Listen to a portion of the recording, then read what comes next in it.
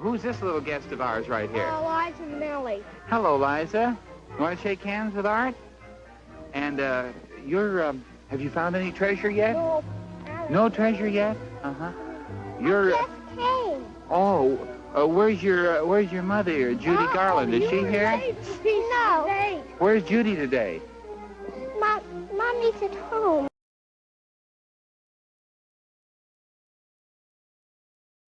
Do you see yourself becoming a star in show business like your mother? Well, the thing is, I don't really want to be a star in the true sense of a star. I like working in the theater. I enjoy it, and it makes me happy. Do you have any lessons to learn from your mother's own work in show business? Oh, she's taught me a great deal. But I mean, have you learned anything from her mistakes as well as from her achievements? Yes, I have.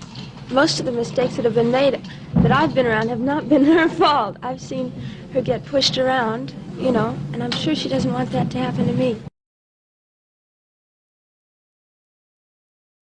Are you related to anyone in show business? Kind of. Mr. Sir? Would your mother be one of the greatest singers in the history of the country? Well, you might say that. Well, I guess we all know, don't we? Liza Minnelli? You think this took too long?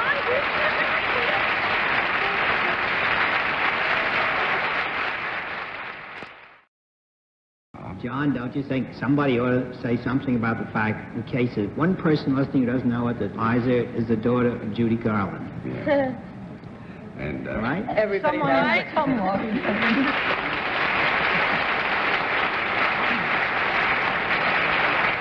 In case my father is listening in, too. Vincent Minnelli. Don't tell me. John, Thanks. Yes, dear. I don't know that you were there opening night, but it was darling to watch Miss Minnelli on the stage singing a song and looking down at Judy in the 4th or 6th row, wherever she was. Whenever she finished the number, it was how was that? Okay, Mom. That was so adorable. You both must have been shivering together. Well, I don't know what she was doing, but I was terrified.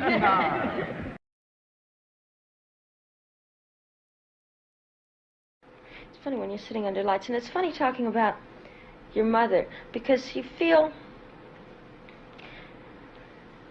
that you owe, I feel a little bit like she used to feel, you owe the public a certain amount of drama and a certain amount of, you know, whatever about her.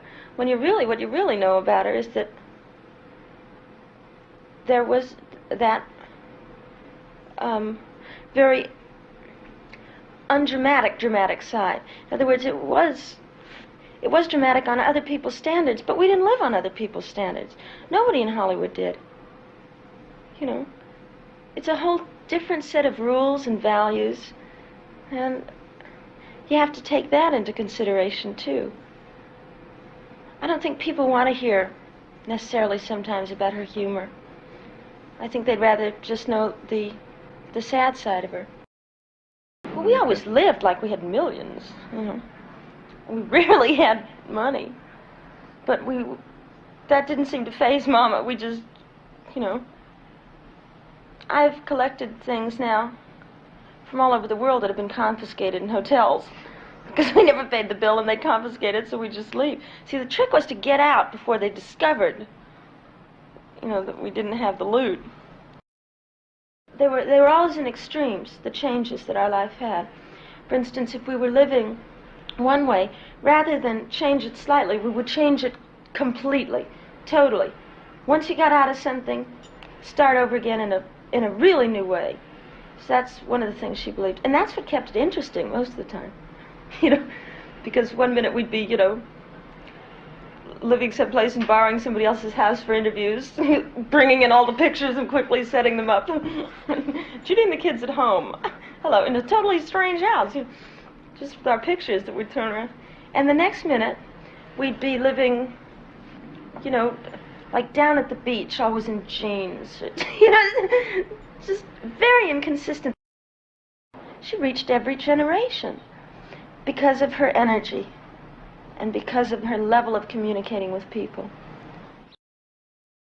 Mama rarely, and and never around the kids used profanity. But when she did use it, it was always funny, you know, like, well, what happened was we were in someplace crazy like Lake Tahoe, and we went into the ladies' room. There was an old drunk lady in there, and it was just, you know, with the sequin straps and one of those dames, and she said, "Oh, Judy, you're terrific. You're Judy, the rainbow. You gotta always remember the rainbow." Then when she went into one of the stalls, the lady knocked on the door. She said, "Yes?" She said, "Judy, never forget the rainbow. God, it's helped me through so many crises." And when Mama came back, then she went up to her. The lady went up to Mama and said, "I just wanted to say hello." And Mama looked at her and said, "Hi," right? Which made me start to giggle. Now, and she's going on and on and on about the rainbow and about this and that and what a dear little girl and how this. And as we're going out, she had on this incredible long feathered boa somebody had given her as a present, which was way too big for her because she was tiny, you know. She came up to here on me. And the last thing that this lady said again was, "Don't forget the rainbow, Judy." And Mama turned and threw the boa around herself and she said, "How can I forget the rainbow? I've got rainbows up my ass." I saw her once with an audience, and she sat down. She was very hoarse, you know, and they started over the rainbow, and I thought, oh, it's gonna hurt her, because it hurts when you sing and you're hoarse. And she said the whole thing, but like a fairy tale, like she was telling the audience a story. She didn't recite it. She talked it to the audience, not at them, to them, you know, for them. And it was incredible. And then she asked them to sing, and they sang it, which is really a tearjerker of your dreams. You know, I was standing in the wings holding the mints and everything with my little tray waiting for her to come up. And to hear an entire audience singing and see her just sitting there smiling, super. Now, the film Cabaret, in this country anyway, this established you very much as a person in your own right, as opposed to Judy Garland's daughter. Do you think it was important in that way? Yes, but see, I never mind. I'm very proud of my mom, you know, and being people, it sounds so ominous when somebody says, people used to call you Judy Garland's daughter. It sounds like the son of Dracula. What are you talking about? My mother was a genius. The only thing that ever gets me upset or annoyed or even uptight is when I'm put in the position of defending her, because I feel she needs no defense.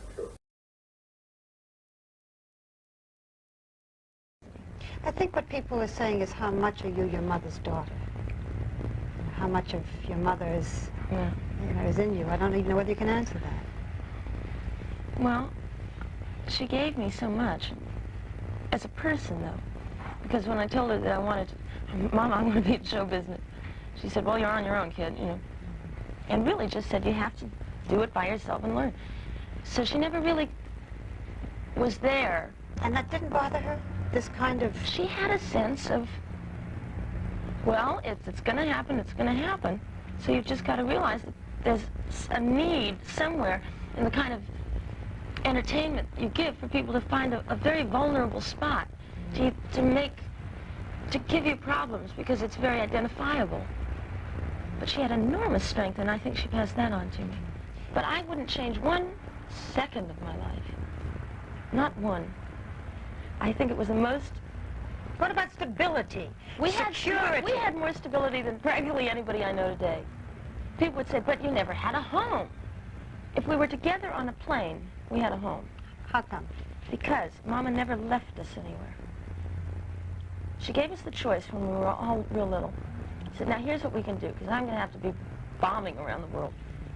I can put you in school and come back to you I'll be back here all the time. Or I can take you with me. Now, why don't you discuss it between the three of you, and whatever you decide, I'll do. And we all immediately said we want to go. What'd you do about school? We went to school wherever we landed. You know, checked in the airport. Yeah, I was 22. 22 schools? Yeah, it was fun though. Did you learn anything? Can you spell? No. But I can get around people. But yes, you can. You can sing and dance. Yeah. But I can sing and dance. But don't you see, the mere fact that she never left us anywhere and that we were always together in a unit and full of love and laughter for each other was very important. She was terribly witty, extremely. She had one of those brains that just thought in a different pattern, that like Noel Coward. But it wasn't hard for you to be mama to mama? No, we had a deal. You know, it's called, by the way, if I fall down, would you mind picking me up? And if you fall down, I'll do the same. Even when you're a little child? Yeah, but that's okay.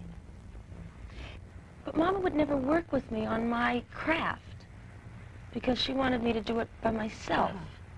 You know, whatever I learned from Mama, I learned from watching a genius. Liza Minnelli is a star and a big one in her own right. She is no longer just Judy Garland's daughter. And yet much of Judy Garland is in Liza, as it is with Judy's other children, Lorna and Joey Luft. They owe a great deal to their mother, and they are deeply devoted to her. Even though their life with Mama was a whirlwind of different homes, different places, different people. But Liza Minnelli told me, even with all the instability, there was always somehow security in the family. Let's just take it hypothetically. If it is true that she was bananas, you know, Lorna and I and Joe should be in a nut house somewhere. And we're not. We're, I think, rather happy, I know stable, and enthusiastic kids. And that's because of her. So she must have done something right. That's the point. Yeah. She must have done something. She must have somehow put you in such a cotton batten of love that you knew pretty much who you were along the way. And intelligence. She gave us a great sense of thinking things out, of what would help you through your life, what would give you the courage, the sustenance, the mind energy, and the humanity to keep going. Liza, who knew your mother best? Well, everybody thinks they knew her best. Every single person that she ever came in contact with thinks that they are really the only person that ever knew her. But did they know her? No. Well, she was a kaleidoscope, you know, and she was very mercurial. She was one way with one person and a completely different way with another person. She knew herself, do you think? I think she probably knew herself better than anybody else knew her. Jack Kennedy and she apparently were good friends. Yeah. And I mean just good friends. Yes. It was family friends. You know, the whole, like, we spent a couple of summers, we spent actually just one summer in Hyannisport with all of the kids and all of the sisters and brothers and our family. And we had a wonderful time. And when he was president, she used to talk to him on the telephone once a week or something? Yeah, practically once a week. And he was dear with her, and she was terrific with him. And at the end of the conversation, he'd always say, okay, sing me the last 8 bars. And she'd sing the last 8 bars of Over the Rainbow, and he'd say, all right, I can go on, you know. And just seriously? Very, very sweet to her. And she never made that public because she didn't want to, you know, cash in on anything like that. Liza, you've said that she needed someone to cry over her. Remember saying that? Mm-hmm. Really? She said a great thing. One of her phrases that she said to me was, attention must be paid. And I think that's probably the best way of explaining it. She gave so much up on that stage, you know. She gave everything she had. And she needed to be revitalized by people paying attention to her. Of course, Liza's mother was the first of the superstars.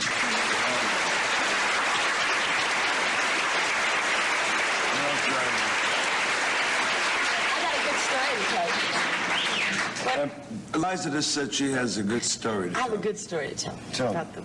Well, about you. It involves kind of everything. Because, as you know, Mama was the original Dorothy in the movie. Now, my husband's father was the original Tin Man. So, you know, it's daughter of Dorothy, son of Tin Man. Yeah. Walk around together. And now, Jack comes in to New York, and he wants to go and see The Wiz. And he said to his father, come on, you gotta come with me. And his father had a reaction that is not uncommon, you know. He was in the real thing. He said, I'm not going to go see anything. The only thing was the movie, and what are they doing? So forth, and rock music, and this, that, and the other. And Jack dragged him there, kicking and screaming. He's like, he really just, now he's sitting there and he watches the show, and he really starts to like it. But Jack has to translate all the street talk to him. Why'd that get a laugh? He's a vaudevillian. Of course, Jack Haley Sr. is one of the all-time great vaudevillians. So my husband's translating to his dad. At the end of the show, they got him up on the stage. Yeah. And he marched out and they said, tonight, ladies and gentlemen, we're so proud to have the original Tin Man from the film. It was with us. Jack Haley. Well, the place went, what? And he walked out and just was so proud. And he did a marvelous thing. He said, this was the last theater I played in. These were the last boards I was on. But I played over in the 46th Street Theater. I played the Majestic, and I was at the Imperial for a while. And he named everything in all the shows. He said, so I feel like I've got a right to pass judgment. I'm old enough and cranky enough. He said, this show is terrific. Now, the great thing is that now my Jack is saying, how's he going to get off? Because he's a writer, too. And he said something wonderful. He said, I know that Mervyn LeRoy is coming, and I know that a lot of people from the movie have been here. And he said, I'm only sorry that Bert and Judy didn't see it. And just walked right off. The place went, yes, that's wonderful. And I am, too. You are so wonderful.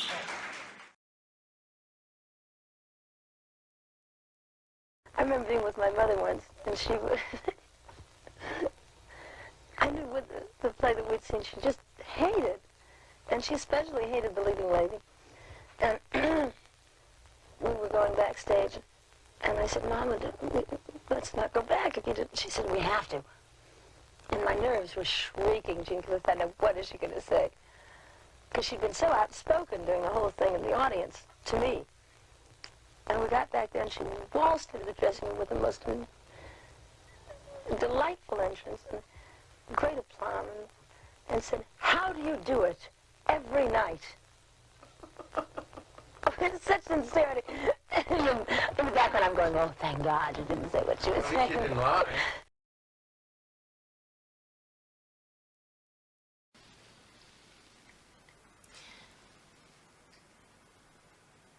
My mother gave me my guts. My father gave me my dreams. And the combination seems to work, By guts, I mean, she gave me a go, do, you can do it, encouragement. Both of them always encouraged me. But she gave me feminine strength, and my father gave me a world of colors. My mother took me, and I was 13, and I saw Bye Bye Birdie. And they were all kids up there on the stage, and they were dancing and they were singing, and it looked like so much fun. That's what I decided, that's what I wanted to do. So my original ambition was to be a chorus dancer. And then I found, like I said before, that in America, you can't get a chorus job unless you can sing and act. So I had to learn how to sing because I didn't have my mother's gift of a natural voice. But at that time, my mother was lonely, and she wanted me to stay. She wanted me to come home. And it was just at the time in my life when I couldn't go home. I had to do it. And I said, Mama, I have a contract. I've signed a piece of paper. And she said, break it. And I said, I can't do that. Too many jobs depend on it. What about the other people? And then she said, you make me mad, but I admire you. Liza, est-ce que vous vous souvenez d'une date? D'une date? Qu'est-ce Une que c'est date, d'une date? Yeah. Le 8 novembre 1964. Do you remember the 8th of November, 1964? I'm rotten on dates. No, of course not. What? Tell me, what happened? What did I do? What was it? Le 8 novembre 1964, à Londres, au Palladium. Oh, of course. Oh, yeah. Remember? Yes. Yes. Est-ce que c'était la première fois que vous chantiez avec votre mère? Oui. C'est extraordinaire pour moi. It was a wonderful experience. It was wonderful. The whole thing was wonderful. You know, the press have always tried to make it sound like my mother and I were, you know, like what most mothers and daughters go through, which is rivalry. Maybe I can put it a simpler way. It takes, usually, in Europe it's different, but in America with all of this women's lib and this whole thing, usually a mother and a daughter go through 3 or 4 years of, I'm gonna do what I want to do. Well, for God's sake, you know, it's that thing of a woman, when the mother suddenly realizes that the girl is a woman, and she views her as another woman. It's a lot to take for a mother. I went through 4 years and 2 hours on that stage with my mother. We got it all out of the way. It was like I went through that whole terrible period that people go through for years. In 2 hours I went through with my mother. And it ended up beautifully. And I had more fun, and she loved it, and she was... She touched me so much because she was such a mother. She was such a beautiful mama, and so caring about all of us, my sister, my brother, and I. And I'm her first child. She's always said, you know, that you're my first, you know, whatever. And whatever rivalry we ever had only demonstrated itself in our own minds on that stage. Nobody in the world saw it, but the two of us went through it. So every time that the press has ever said we were rivals, or like before you said your mother didn't want you to do carnival and this, that, and the other, it was a different thing. It's a different thing. She had magic, and she realized that she had infused that magic in me. She had said, look at that sunset. My God, look at that moon. Jesus, look what a beautiful sky that is. And I'd understood that. And she was a little surprised that I'd understood about the, you know, the vibrancy of life. And it all came out, and at the end, she ended up being terribly proud and happy. See, I grew up with my mother constantly teaching me about her fears. She once said to me, watch me. And when I get upset, when I get depressed, when I get disillusioned, learn from it. You know, I'm the best example of what I don't want you to do. And I always respected that. How the press and various people have tried to make me sound like I am frivolous or even promiscuous. And I'm not.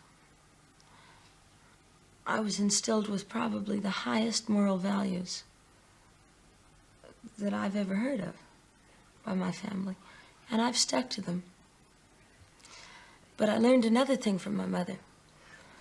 One time, I was on the school bus. I was going to school. And I passed a newspaper stand, and I looked out the window, and it said, Judy Garland runs naked through her house trying to kill herself. And all of the children on the school bus started to laugh at me, you know. And I knew that wasn't true because I'd been with her. And I went home and I was crying because the children had been so mean. And I said, Mama, it's not true. You have to tell them. You have to tell them it's not true so that they can write it differently in the paper so that they won't misunderstand. And she said, no. Let them build a legend. I'll live by my own morals.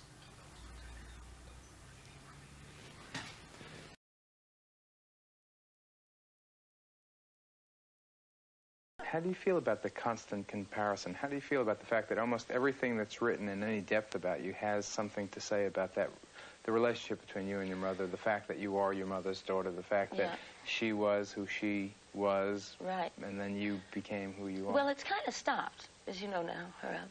But at first, it was heavy because at first I wasn't very good. I mean, I grew up. I had to develop in front of everybody. Kind of, you know. Wait, Mom, where are you going? What? Well, you said through thick and through thin, all out or all in, remember? Yeah. That's all right. I'm out and you're in now. Go, Liza. Very fine. Go on, Dad. Go on, Liza. Go, Liza. Go, go, go. See, I grew up in a very demonstrative family. Mama was constantly telling us that she loved us because there were hard times when she didn't have time to. So when she did have time, there was a lot of touching, a lot of hugging, a lot of I love yous. We could make such beautiful music together.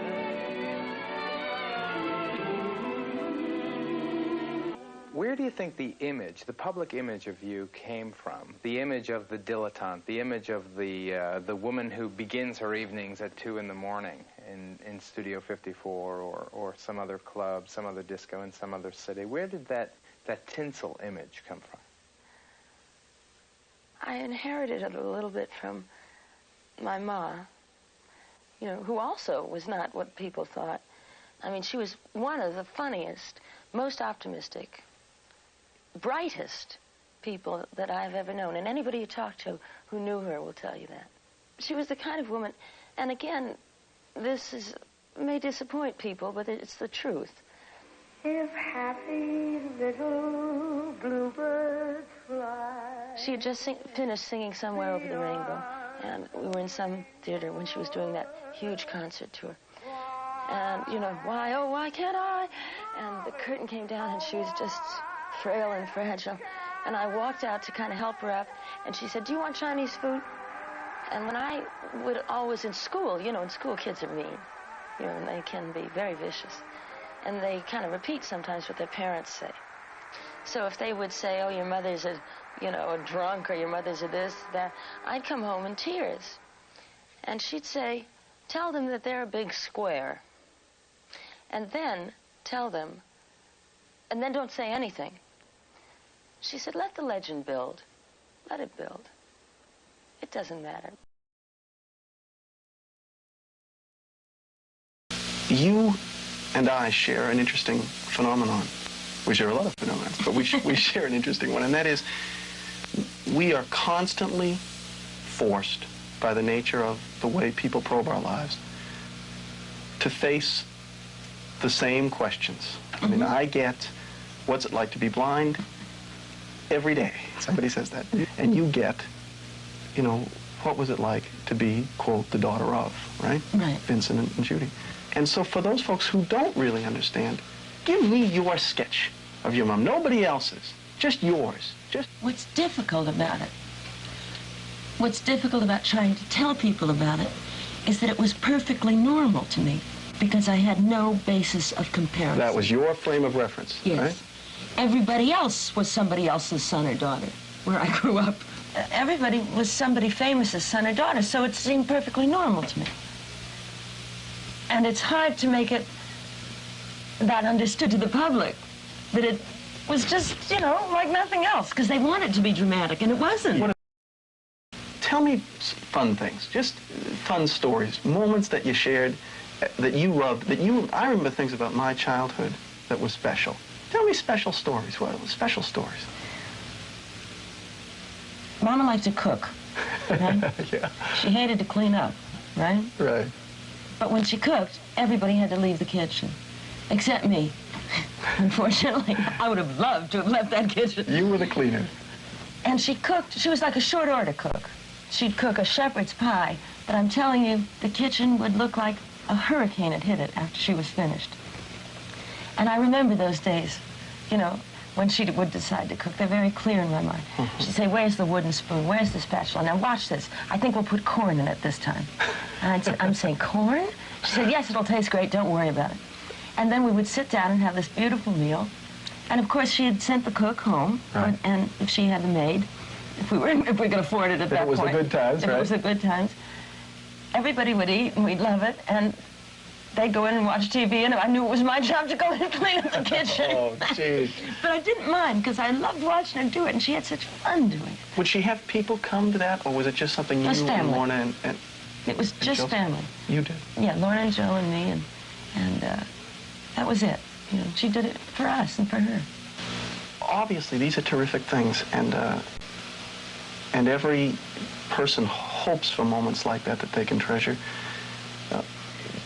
People, because of the nature of our business, have made much too much out of the negatives, but they were there, like in anybody's life.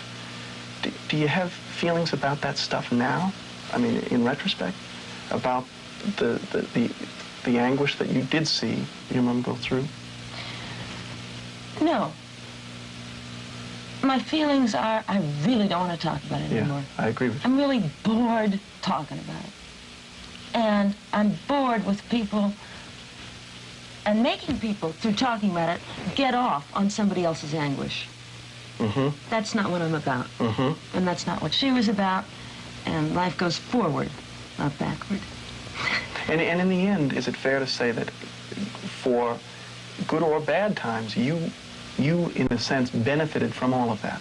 Oh, indeed, I did. Is there a perspective that people should have so we can put this stuff away and deal with Liza Minnelli, greatest female talent on earth? Is there a perspective? Yes, there is. Tell me. The perspective is that they should just look at any of her films. Look at A Star is Born, look at The Wizard of Oz, look at Meet Me in St. Louis.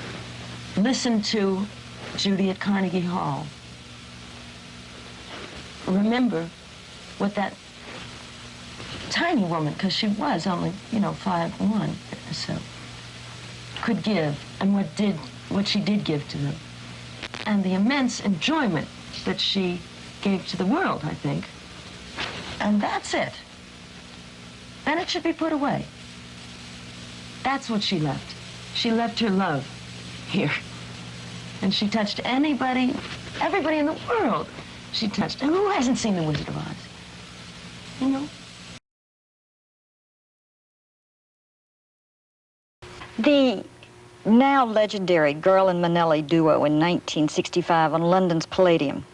Were you on that stage with Mama, or were you on that stage with Judy Garland's Star? Well, halfway through, it changed. It started out, I was on the stage with my mother.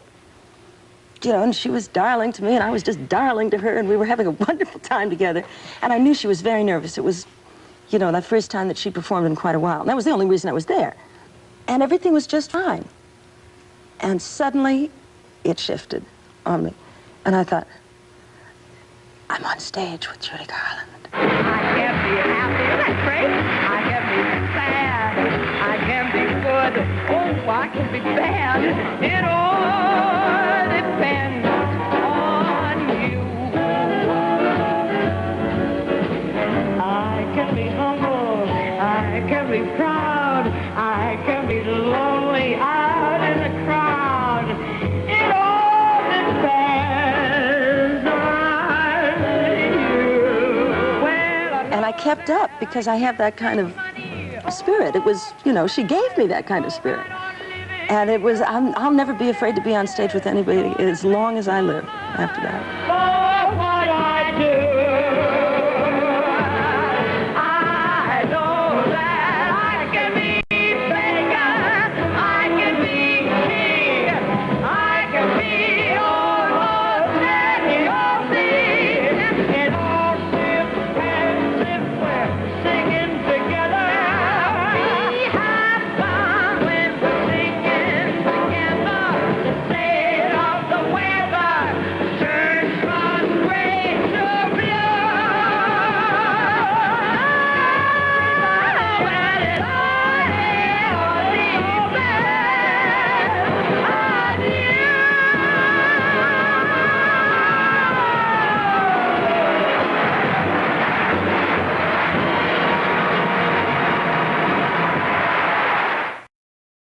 We're gonna go through it together. We may not go far, but sure as a star. Wherever we are, it's together. It's not easy to have grown up being Judy Garland's daughter. But take it from me, it wasn't easy growing up not being her daughter. Tell me about it. It wasn't, I don't think it's easy growing up being anybody's daughter. Do you know what I mean? It's just that the whole world happens to say to you, what if you weren't a famous person's daughter, what would happen in a small community? It just, the community happens to be the world in this case. She didn't give you any handouts? Oh, no. Not at all. And she always told me that she didn't because I didn't need them. I've always had the feeling that you loved every single minute of it, all things, you know, being equal, and that you wouldn't have missed being Judy's pal for the world. Is that true? Yes, it's true. I think a lot of that, though, in hindsight. And again, trying to be level here. I think I put some of that on. Even when I didn't like it, I think I said I did. Because I felt, you know, people are always trying to make it a heavy-duty load to carry. And as long as I could believe that it wasn't that heavy, I was all right. So you start to just fight back a little bit more as people keep saying, gee, but wasn't it awful? And you want to say, no! You know, and you end up saying it like that. You know, no, it wasn't awful. When you really, in reality, what you want to say is, yeah, it was a little hard, but it was okay. Do you ever wish the press and the public would leave the Garland myth alone and leave you alone? Well, that's her problem. It's not mine. She dealt with it fine, you know. It's not my responsibility anymore. It's not my problem. Okay, Liza, you have tamed that little girl in you. Yeah. You're making her understand that's not your problem. Yeah. How have you done that? A lot of hard work. No, a lot of hard work. And a lot of soul searching, and a lot of mistakes, and a lot of lying to myself and paying the consequences for it. Jack Parr once said something that just absolutely dazzled me. He was talking about your mother's funeral, and he said, Liza took care of everybody and made everybody feel the loss a little easier. She took care of everybody but herself. How come, Liza, you couldn't make it easier for yourself when you were so good about everybody else? I didn't have time. There just wasn't time, you know. And things kept getting me angry. Like I would go up in the elevator after coming back from the funeral home or whatever I was, you know, trying to organize. And the elevator man was saying, oh, God, isn't it sad? Isn't this a terrible thing? Oh, my nerves. And I said, stop it. Everybody did my grieving for me. Do you know what I mean? Nobody once said, and I'm not really complaining because I understand, nobody once said, are you okay? Except for my family and my godmother, Kay, and people who are close to me. But in general, people were so upset that there wasn't any room for me to be upset, you know? Well, did you feel any guilt? Now, this is going to sound like a classic analytical question. Did you feel any guilt that your mother was dead and you were alive and you had to justify being the one to stay on this earth? No. None of that? No, I didn't go I missed that one. Gee, I should think about that. I could have. No, I did miss that. I got around that because I know how my mom felt when I look at my brother and sister, and she used to say this to all of us, that we were the proof that she had lived, that she was a good woman, and that she counted. And she left all of us with that. Mm. She left you with something else. She left you with very cemented ties to your brother and your sister. Very. What do you think it was that your mother did that kept you guys so close together, Lorna, Joey, She kept us with her. You know, we grew up together. We weren't farmed out. We didn't have to talk to other people. We were a unit, family unit, and I know how important that is, you know. If I could walk you down your mother's old yellow brick road, take you to the Wizard, what would be the one wish for yourself that you'd make? That you wouldn't ask me another question about my mother. The best is yet to come, and gee, won't it be fine?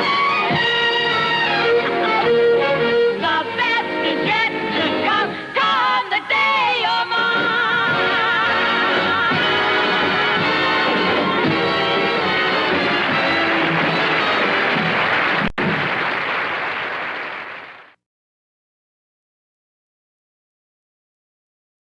When you were growing up, your mother had some health problems too. Did your relationship with your mother give you any insight into the way you should play this role? I remember times I was able to draw on sometimes when I was growing up, of making it okay, of making a bad day better, of thinking of something to make her laugh. It's just the way, like, I try and entertain Petey in the film. When I was little, my parents both worked at MGM, right? And I would go there to visit them after school. And it was really boring watching, like, movies being done, because it's tedious. They do close-ups, and then they do over-the-shoulders. And so watching any of the acting was dull. But I found my way into the rehearsal halls. So I could watch Gene Kelly, and I could watch, and it was this high, you know, I could watch Sid Charisse, and I could watch these people moving. And that attracted me, the movement and the energy and the music. And it looked so joyful. And they looked like they were having such a good time. Here you are, pardon me, Liza, with your mom at age, what hours is it? In the good old summertime. So you're what, 4 or 5 here? You were in the film. Yeah, 4, right. So everything since then is a comeback. Right. So you were surrounded then by, Yeah. But you're very honest to say, to a kid, this was boring. It's tedious. The take, stop, action, start, fix the set, sit in the dressing room. Right. Boring, yeah. It's amazing. So wonder you didn't get turned off altogether. But then I wanted to be an ice skater. But then I saw Bye Bye Birdie. I came to New York with my parents, and I saw those kids up there dancing, and I thought, oh, no, wait a minute. Maybe that's what I really want to do. Maybe that's what I really want to do. Yes. Liza, I was wondering, you used to not sing your mother's music, and lately you have begun doing some of her pieces. What is the reason for that? Well, actually, I haven't. It's so funny, but I get annoyed if I hear anybody else singing her songs. It makes me crazy. I think it does. I mean, she sang it so brilliantly. It's just the second best version to me. And the one great lesson she taught me, I think, besides many great lessons, was always try and be a first-rate version of yourself as opposed to a second-rate version of somebody else. So I remember that.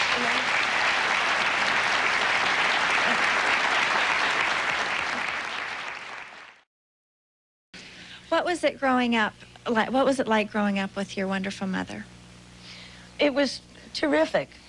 And it's always hard for me. I know that it's hard for other people to understand that it was normal, because it always sounds so glamorous, but everybody else's family was famous too. Do you know what I mean? All of my childhood friends, everybody went to the same factory, so everybody's parents were equally as famous, so there was no basis for comparison. So we weren't isolated, and we didn't feel special, and we didn't, you know, get all snobby and everything, because everybody was in the same boat. But it was extraordinary growing up with that kind of wit and intelligence and humor. It was great. You must be at least somewhat aghast at the number of Mommy Dearest books now. I mean, everybody got... and you're what? Pleased to step forward and say there is no such book in you, and would be no evidence for anything like this. Burt Reynolds gave me a great compliment. He's a good friend, and he gave me something I really treasure. He said, she loved her parents before it was popular. You know. About you? Mm-hmm. So I remember that.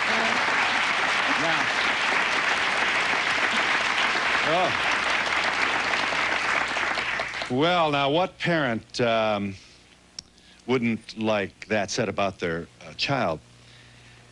How did your mom do it? Now, for those guilty working women out there. Yes.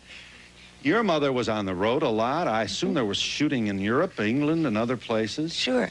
And you grew up without any feeling of, oh, where is she? She did, you don't even seem to have an innocent, analytical longing for the possibility that your mother wasn't there at every moment. How did you and your mother work that out? Because you had to write that book. We went with her.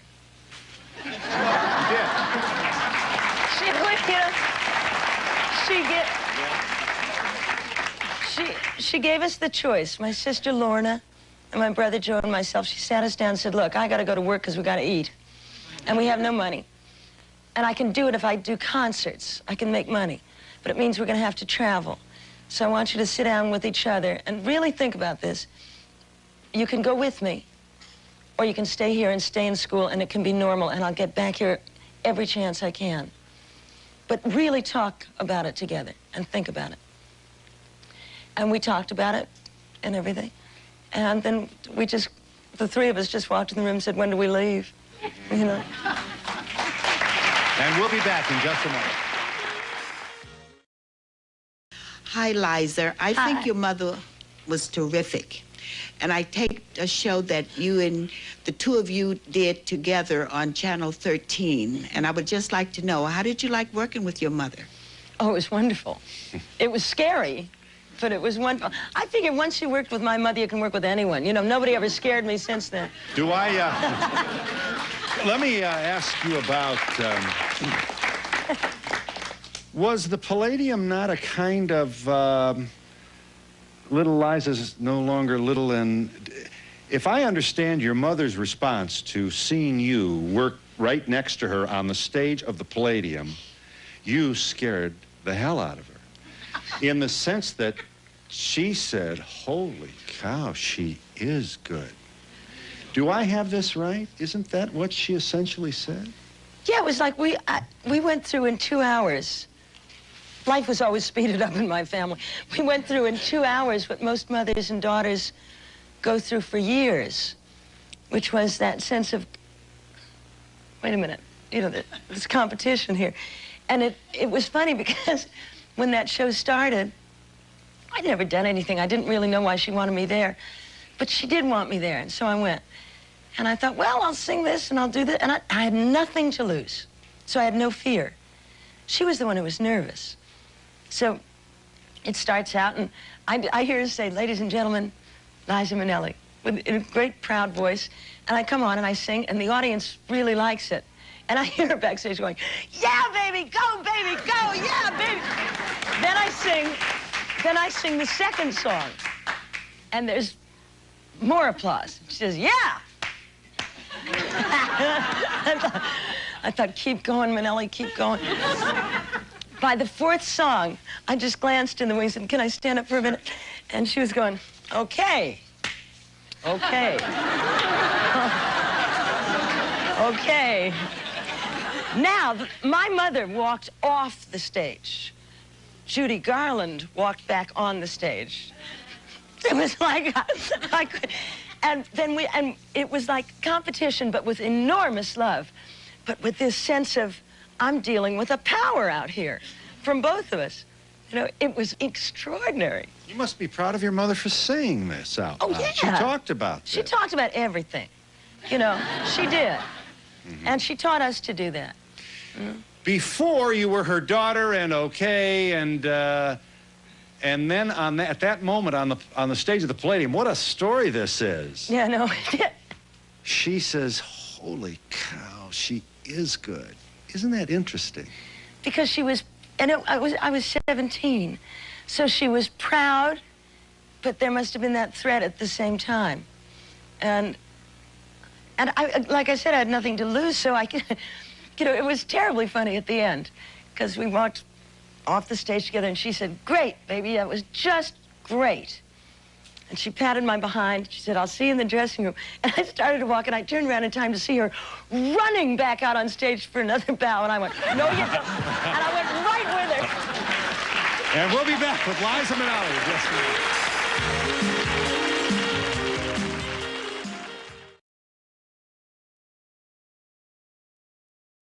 The great thing about my mother was she was so intelligent and terribly sensitive to other people's thoughts and to other people's feelings about what they needed from her. And one time I said, she was laughing at something. I said, "Why do so many people think you're unhappy, Mama?" And she said, "Because they need to." Well, she knew exactly what she was doing. When you were a kid, you worked here with your mom at Television City. Yes. You know, there's a gal I told you in the break, there's a lady who works here named Ann Nelson who's been here for a century. And she told a story, didn't they have like a yellow brick road from the stage to your mom's trailer? Yeah, well, they didn't have a dressing room for us. What happened? They had a trailer. Well, the nerve of this network. Jim Aubrey. No. They had built her a lovely trailer, and they had, put a yellow brick road and everything. I thought it was corny. Of course, I was 16 when snobby and everything like that. And I was doing a show called Best Foot Forward, an off-Broadway show in New York. And she said, "Come on out here and do my show." I said, "Why, Mama? Nobody knows me." She said, "I like you and you're good. Come on out." And this was like only a year after I left. So to come back and do that with her was great fun. It's the only real TV show I ever did with her. Once we sang together at the Palladium. But my father came to see it filmed and everything. It was terrific. I love this building. What is it like having Judy Garland as your mom, Vincent Minnelli as your dad? I mean, I don't know. But you're the keeper of a legend. I mean, But you're your own girl, but you're the keeper of a legend. I know, but I don't feel like that. I feel like they were my mother and father. And it's on that show, in fact, that I did with Mama here. Somebody says to me, "Wow, what does it feel like to call Mama Judy Garland? Or Judy Garland Mama?" And I said, "No, wait a minute, that's my mother. What are you talking about? How can you call Judy Garland Mama? That's Mama. That's not." And it was funny because it was all, it was a bit that was done. But I like the way you say somebody. It's true. I like the way you say somebody says to me. Yeah. Yes. Somebody says to me. Said to me. You can take the gal out of New York, but you take. That's right. Do you remember the first time you were on stage performing? Oh, yeah. Yeah? Oh, those poor people in the audience. Not good? Well, no. My mama was playing at the Palace. And she thought it would be kind of amusing to get her daughter up there. Yeah. And my mom's one word, and it was very funny, that she used to say to me was, "Dance." So she'd say, "Come on out, Liza," it was 7. And I'd stand there and she'd say, "I'll sing Swanee." "Dance." So you danced? I did, and there was one terribly funny time when I went back to the microphone, because learning from the best people in showbiz, I thought, "Oh yeah, this is where you go back and you do the big finish together." And I went, "Well, I should dance." And I just... Now, did you watch the A&E biography of your mom, that 2-hour special they did? I think it's wonderful, don't you? Wasn't it beautiful? Yes, It made me cry. And to see you, little girl, in there with your mom on the show. Yeah. I loved it. I loved it, too. Yeah. Must be very heartwarming to be able to have her still with you in that way on video and film and all of the work that she did.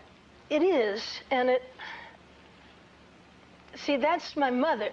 Sure. That's, Not really Judy Garland, that's your mom. No, that's my mom. Right. And so that all of the things that people say when they talk about competition or they talk about these deep-seated weird feelings, which I'm really sorry don't exist, but they don't. Right. My mom was too much of a friend of mine, and she was too funny, and she was great to be around. And she was my friend, and when I see her, and that's my mom up there, I realize that what everybody else says is stuff they're going through, not stuff I had to go through. Oh, exactly. You know, everyone feels as though They have a part of her because they love her. But, you know, at the end of the day, it's the mom and the kids, and that's you. I know you sang one of your mom's songs, I think for the first time publicly recently on the stage of The Life. Yeah, well, it's her 75th birthday. And I went up, I love Sam Harris so much, and I know you do. Yes. Have you ever seen He was Sam Tony Harris? nominated for The Life, and he was absolutely wonderful. He's wonderful. And there's a marvelous show. There's some wonderful shows on Broadway, but there's one in particular that I sang on the original record before they got like regular singers to sing it before the cast to do it. And I had the pleasure of singing the song that Sam sings in the show. And it was the day after they'd lost the Tony. I know what it's like. Sure. Because you got to go out there and be just as good and just as... But there's some little part of your heart that goes, I want to do it. So they asked you to come and perform? Yeah, and all of a sudden, Cy said, well, why don't you... I said, one day I want to sing that song with Sam. And he said, what about tonight? And I'm so used to taking instructions, being a director's daughter. I said, okay. Thinking, what am I getting myself into? Right. But it was thrilling, and I did get to sing with Sam, whose voice just drives me crazy. I couldn't think of a way to say thank you to all of those kids on Broadway and to the audience. And I thought, well, I made my mom this promise when I was 16 that I would never sing her songs, that I wouldn't use her. And it was a big deal for us, and she was terribly proud that I never did. But I thought maybe it was time to break that promise. I couldn't think of any other way to say thank you.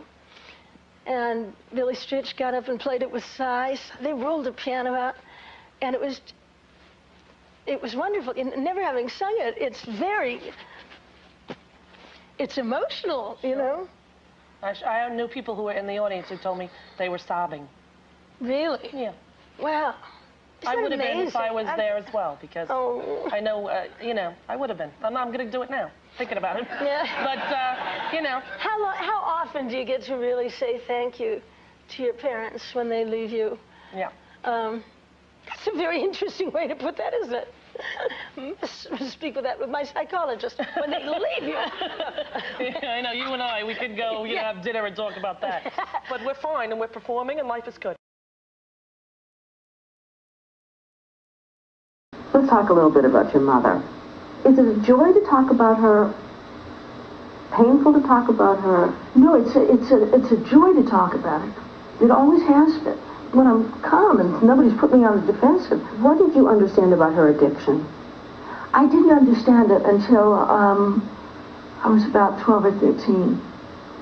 And then I had a doctor explain it to me. And that is as much as she will say on the subject. Nobody will ever get me to say anything about anybody else's private problems.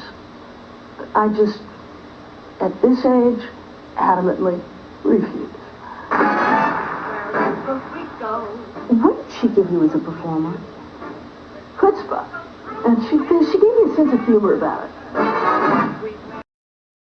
You said you would not sing your mother's songs. Yes, exactly. Because nobody sang them better. What dial did you have to turn in your own head and heart to be able to perform your mother's music? Come from my father's point of view.